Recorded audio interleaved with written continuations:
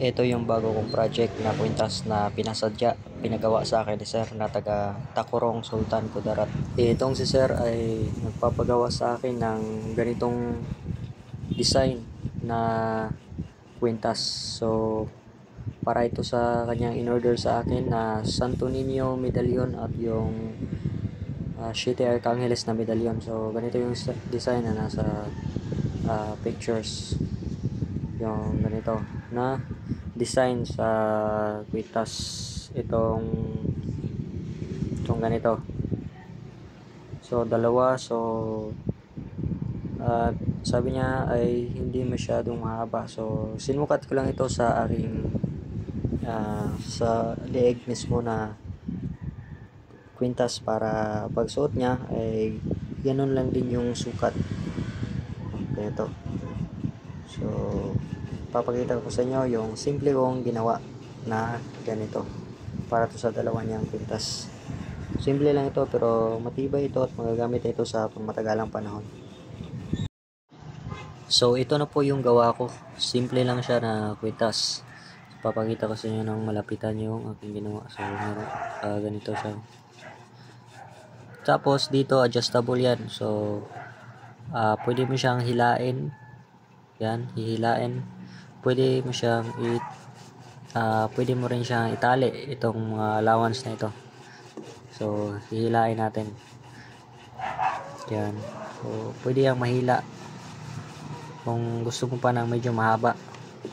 Pero iniksian ko lang yan yung adjust kasi para nakasukat na ito sa aking leg. So konti na lang yung adjust na nilagay ko kasi hindi kasi pwede na masyadong mahaba. So ibabalik mo yan, hihilain mo lang ulit dito, babalik na yan, mahigpit ulit,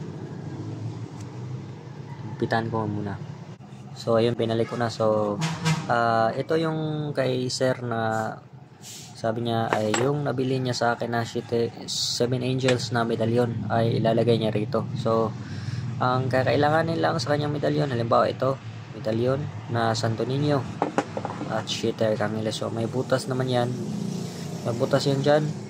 Gagawin lang niya ay kailangan meron siyang ganito na dalawa.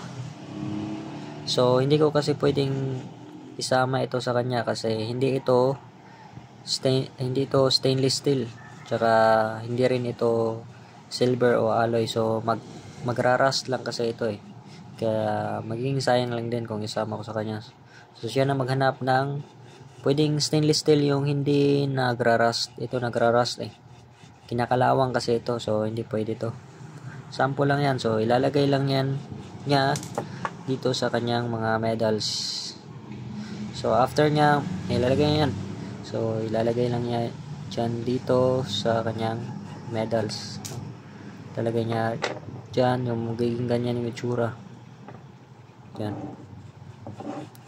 So kung nalagyan na niya ng mga ganito, magiging ganyan na yung itsura ng kanyang medallion kapag nasusuot. So ganyan sa katawan, magiging ganyan no? So hanapan lang niya ng paraan. Yan. So pag sinusuot niya, so ito meron akong sample, nilagyan ko na siya ng ganyan. So sample lang yan kasi yan Sir na maghanap ng ganyan. So ayan o, meron kasi yung putas dyan. Yan. So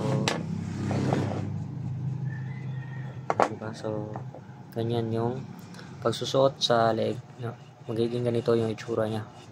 So hindi siya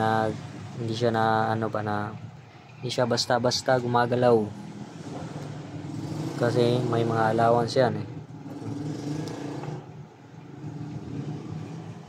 Yan, simpleng design lang. Ito yung first na pinakauna kong ginawa na ganito kasi request ni Sir papagawa daw niya. Yung mga kilid yan, so mga matitibay na tali yan, paggamit yan sa pangmatagal na panahon. Pwedeng mabasa ang tubig kapag naliligo, pwedeng sa dagat, upol, walang problema. Hindi yan basta-basta napuputol na tali. Tsaka dito meron ding adjust, so pwede mo yung ilock, tali mo yung dalawa.